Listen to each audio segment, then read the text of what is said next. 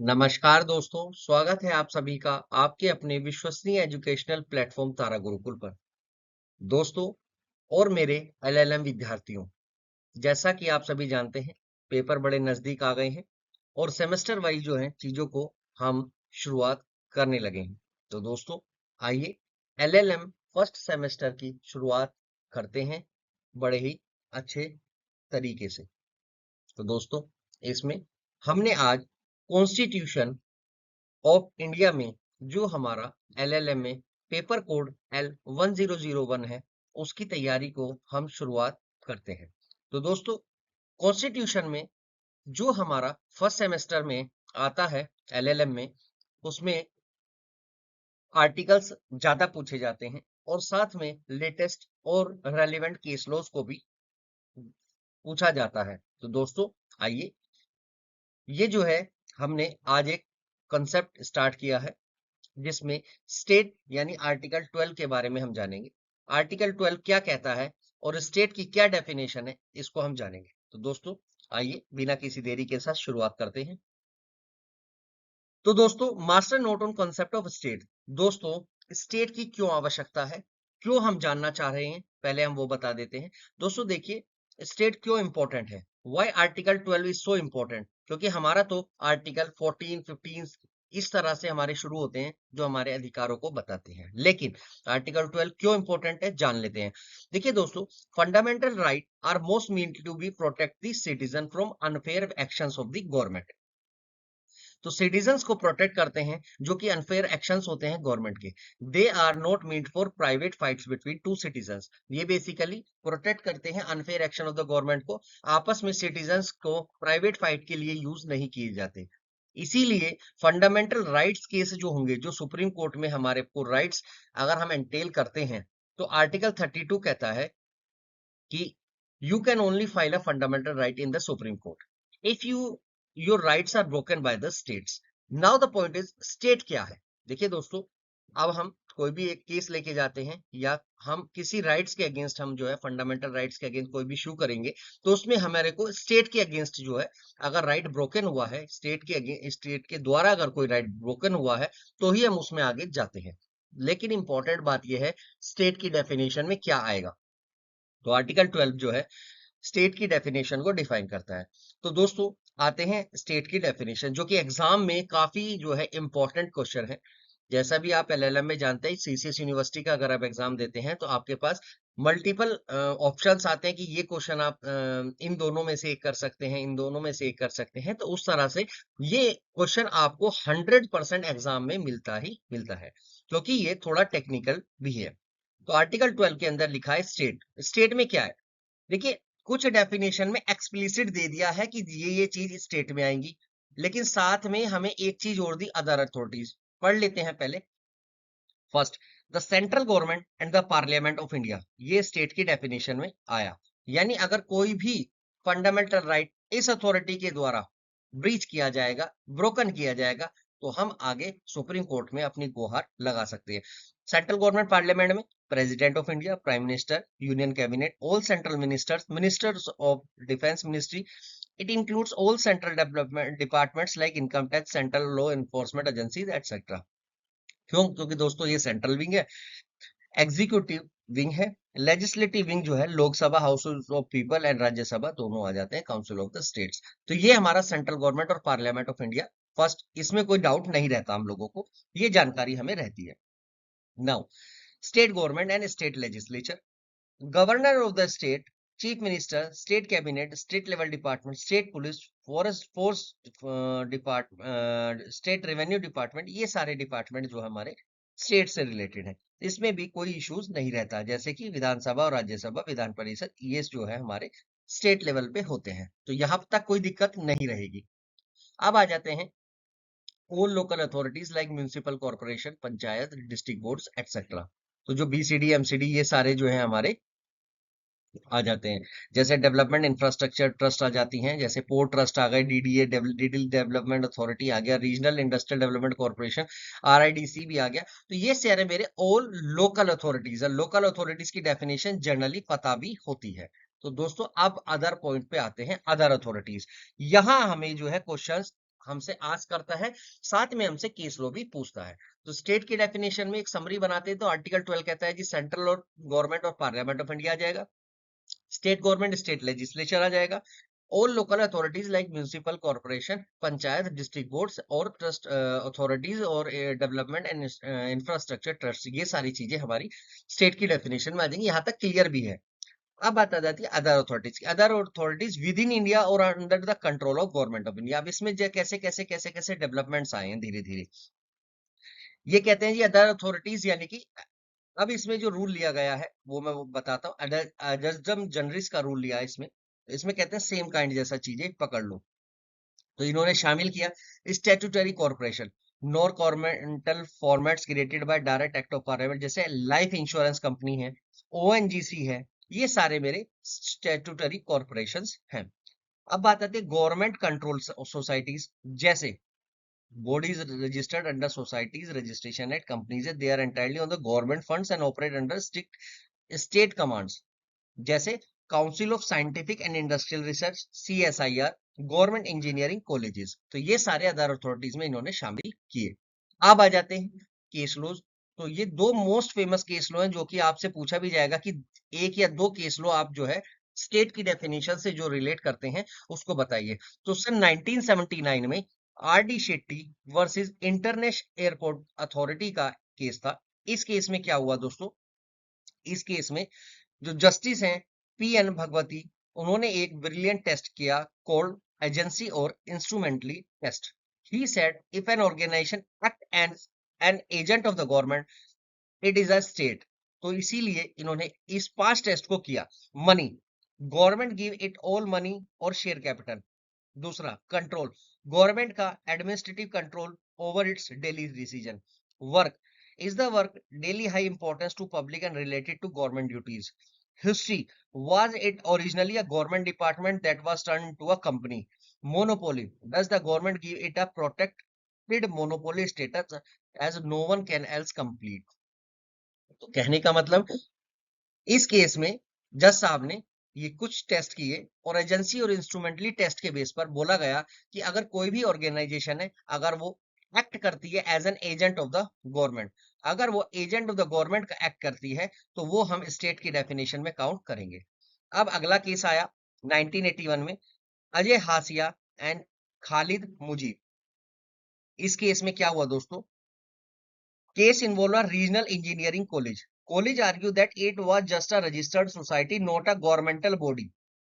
अब 5 जजेस बेंच बैठी, rejected this argument. कोर्ट ने रूल किया कि legal structure of the body whether it is a company, society और corporation does not matter at all if the organization passes the RD Shetty test and it is a state। तो RD Shetty जी का test क्या था, money, control, work, history, monopoly. तो अगर इस base पे एक टेस्ट कर लो, अगर आपको लगता है तो वो स्टेट माना जाएगा, अदरवाइज नहीं माना जाएगा। तो उन्होंने भी जो है RD शेट्टी जी वर्सेस इंटरनेशनल एयरपोर्ट अथॉरिटी के जो टेस्ट हैं एजेंसी एंड इंस्ट्रूमेंटली टेस्टेड, तो इनको जो है टेस्ट करने के लिए बोला। अगर ये पास हो जाते हैं और इस कैटेगरी में आ जाते हैं तो we will call that as state. फिर हमारे पास 4th नंबर केस आया। अब इसमें कुछ ना डेवलपमेंट्स हुई धीरे धीरे, कुछ केस आते गए, कुछ जजमेंट्स आते रहे, डेवलपमेंट्स होती चली गई। अब जैसे इसमें क्या है, modern battles, current laws and controversies भी हैं। इज द जुडिशरी यानी court part of the state है या नहीं, तो ये भी एक देख लेते हैं। This is a very common exam question. The answer depends on entirely what the court is doing at the exact moment। तो देख लेते हैं when actually judicially giving judgments। तो Naresh versus state of Maharashtra 1967 में 9 जजेस की बेंच ने जो है प्रॉपर जजमेंट पास किया कॉम्पिटेंट कोर्ट ने, can not violate fundamental rights and therefore will giving the judgement judiciary is not the state. When acting administratively, अगर जुडिशरी यानी कोर्ट अगर एक्ट करती है जुडिशियली तो वो स्टेट की डेफिनेशन में नहीं आएगा। ये पूछा भी जाता है तो आपको दो चीजें लिखनी है कि अगर आपको कोर्ट जो है जुडिशियल एक्टिविटीज कर रही है, जुडिशियल का एक्ट रोल प्ले कर रही है, तो उस केस में यहां पर जो है वो स्टेट की डेफिनेशन में नहीं आएगा। लेकिन एट द सेम टाइम अगर वो एडमिनिस्ट्रेटिवली या ऑफिस को रन कर रही है, उस केस में एक केस डिसाइड हुआ रूपा अशोक ह्यूरा 2002 में कोर्ट ने कंफर्म किया दैट व्हेन जजेस do administrative work like hiring staff, conducting exam, giving out the building contracts, they are fully bound as the state. तो डेफिनेशन यहां पर फिर चेंज हो गई। तो दोस्तों लास्ट में हम क्विक रिकैप करेंगे, उसमें तुरंत हम जो है चीजों को समझ लेंगे। एक केस आया क्रिकेट बैटल का, बीसीसीआई का केस है दोस्तों, काफी इंपॉर्टेंट है ये केस। मैं इसलिए करा रहा हूं, ये जो 4-5 केस और डेवलपमेंट्स मैंने कराई, आपको एग्जाम में अगर क्वेश्चन 15 मार्क्स का आता है या 20 मार्क्स का आता है तो you can easily write the case laws and proper easily understanding आपको रहेगी कि स्टेट की डेफिनेशन में क्या क्या केस थे और किस तरह से उसमें जजमेंट आया।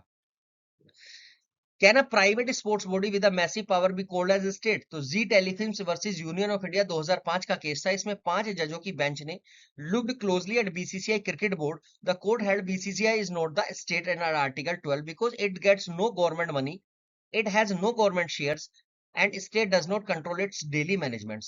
However, देखिए दोस्तों यहां पर आ गया क्या, इसमें आ गई आपकी चालाकी। क्या? BCCI versus cricket association of Bihar 2015 में एक केस डिसाइड हुआ। Court added an important twist because BCCI perform a public function. Please mark this word, this is a very legal and lawful word, public function. अगर public function जो है दोस्तों BCCI perform कर रही है तो despite the facts कि वो मनी होल्ड करता है नहीं करता है, गवर्नमेंट उसका कंट्रोल मैनेजमेंट करती है नहीं करती, तो representing country in sports and citizen can still shoe in high court under article 226 even they can not use under article 32। तो उस केस में फिर हम पब्लिक फंक्शंस के लिए आर्टिकल 226 के माध्यम से हम हाई कोर्ट में जाएंगे, आर्टिकल 32 में नहीं जाएंगे। यानी कहने का मतलब क्या है कि वो फिर हमने स्टेट की डेफिनेशन में नहीं रखा, लेकिन फिर हमने बोल दिया कि आर्टिकल चेंज करके आप हाई कोर्ट में सिटीजन्स को प्रोटेक्ट दिला सकते हैं। Private utilities and PPPs, public-private partnership. Today, many government services like electricity distribution, water supply, metro trains are run by private companies in partnership with the state. In the case like Balmer Lorries and Company Limited versus Partha Sarathi Sen Roy 2013 का दोस्तों ये case था। And similarly Mahanadi Coalfields Limited versus Mathias Oram 2022 का case था। इसमें supreme court ने क्या कहा? इसमें सुप्रीम कोर्ट ने कहा दोस्तों, supreme court made it clear that private companies can not hide behind a corporate name to avoid respective fundamental rights if they heavily funded, controlled, directed by the government to manage public resources। तो दोस्तों ये थे आज के हमारे बहुत ही महत्वपूर्ण concept जो कि एलएलएम एग्जाम में 20 मार्क्स 15 मार्क्स में बिल्कुल पूछा जाता है और ये आंसर रखा हुआ हमें एज इट इज छाप देना है। इसमें क्या है दोस्तों, एक रिकैप कर देता हूं, 2 मिनट का हम आपसे इजाजत लेंगे। इसमें क्या है, स्टेट की डेफिनेशन आर्टिकल 12 किसका, कॉन्स्टिट्यूशन ऑफ इंडिया का। आर्टिकल 12 क्या कहता है, व्हाट इज स्टेट, स्टेट क्या है, क्यों स्टेट की इंपॉर्टेंस है। स्टेट की इंपॉर्टेंस दोस्तों इसलिए है कि हम आर्टिकल नंबर 32 में अगर कोई भी सिटीजन का राइट प्रोटेक्ट होता है, कौन सा right, we are talking about fundamental rights, अगर हमारे मौलिक अधिकार में कोई भी क्षति पहुंचती है या किसी भी तरह से वो ब्रोकन होता है, और वो किसके द्वारा ब्रोकन होता है, क्या चलते हुए आदमी के द्वारा ब्रोकन होता है, आंसर इज नो। अगर मेरा फंडामेंटल राइट्स मेरी स्टेट के द्वारा, अब स्टेट क्या है, स्टेट के द्वारा होता है, तो we can go into the court. मैं कोर्ट में जाऊंगा, अपने मौलिक अधिकार के लिए वहां फाइट करूंगा और वहां पर मैं जो है मेरा केस सुना भी जाएगा। तो स्टेट की डेफिनेशन में सबसे इंपॉर्टेंट क्या है, देखिए दोस्तों एक्सप्लिसिट चीजें क्या दी हैं, सेंट्रल गवर्नमेंट स्टेट में आएगा, पार्लियामेंट ऑफ इंडिया स्टेट में आएगा, स्टेट गवर्नमेंट स्टेट में आएगा, स्टेट लेजिस्लेचर स्टेट में आएगा, लोकल अथॉरिटीज स्टेट में आएंगे, जैसे म्युनिसिपल बोर्ड, पंचायत, ये सब हमारे लोकल अथॉरिटीज में आ जाते हैं। साथ में लोकल अथॉरिटीज की डेफिनेशन में दिया कि जो भी इंफ्रास्ट्रक्चर ट्रस्ट है, जैसे पोर्ट है या फिर हमारी संस्थानें हैं या ट्रस्ट हैं, जो इंफ्रास्ट्रक्चर है गवर्नमेंट्स के, वो भी हमारे इसी में आ जाएंगे। Now the coming point, fourth number, other authorities. अब अदर अथॉरिटीज में बहुत सारा क्या क्या डाले हम उसको ध्यान में रखना है। अब लोकल अदर अथॉरिटीज में हमें बताया गया कि जी आप जो है धीरे धीरे केस लो आए, तो जैसे आर डी शेट्टी जी के केस में बताया गया कि आपको 4-5 टेस्ट कर लेने हैं, जैसे मनी कंट्रोल है, हिस्ट्री क्या है, मोनोपोली क्या है, तो गवर्नमेंट को ऑब्जर्व कर लो कि क्या वाकई गवर्नमेंट उसको कंट्रोल कर रही है। अगर ऐसा है तो वो स्टेट है, अदरवाइज वो स्टेट नहीं है। तो उसी के अकॉर्डिंग हमने फिर 4-5 केस भी निकाले। तो इस तरह से ये जो है हमारा एक केस बनता है। अब जैसे कोर्ट की है, कोर्ट की डेफिनेशन कहीं किसी ने नहीं दी, तो क्या कोर्ट एक स्टेट की डेफिनेशन में आएगा? अपरेंटली देखने से लगता है जी कोर्ट की डेफिनेशन में, कोर्ट जो है स्टेट की डेफिनेशन में आएगा। लेकिन इसमें दो चीज क्लियर हुई, अगर कोर्ट जुडिशियल एक्टिविटी करती है तो आप कोर्ट स्टेट की डेफिनेशन में उसको नहीं लेंगे। अगर कोर्ट जुडिशियल जजमेंट पास कर रही है तब वो स्टेट की डेफिनेशन में नहीं है। लेकिन अगर कोर्ट जो है वो अगर एडमिनिस्ट्रेटिव फंक्शंस कर रही है तो दैट ऑब्वियस है कि वो स्टेट की डेफिनेशन में आएगा। अब एडमिनिस्ट्रेटिव फंक्शन कैसे? जैसे कोर्ट्स हायरिंग करती है, कोर्ट्स जो है कॉन्ट्रैक्ट्स अलॉट करती है, परचेज ऑर्डर अवार्ड्स करती है, तो ये सारे जो हैं हमारे एडमिनिस्ट्रेटिव फंक्शंस हैं। तो यहाँ पर हमारा स्टेट की डेफिनेशन में कोर्ट फॉल्स कर जाएगी। तो आइए दोस्तों, ये थे बहुत ही इंपॉर्टेंट और महत्वपूर्ण कंसेप्ट आर्टिकल नंबर 12 के बारे में, जो कि कॉन्स्टिट्यूशन ऑफ इंडिया में लिखा है। इसके बाद दोस्तों नेक्स्ट वीडियो में मिलते हैं आगे के आर्टिकल्स, जो कि हमारे 100 नंबर के पेपर को तैयार कराने में हमारी मदद करेंगे। अच्छा दोस्तों, नमस्कार, जय हिंद, जय भारत। आपकी तैयारी अच्छे से हो जाए, हमारी यही उम्मीद है। नमस्कार दोस्तों।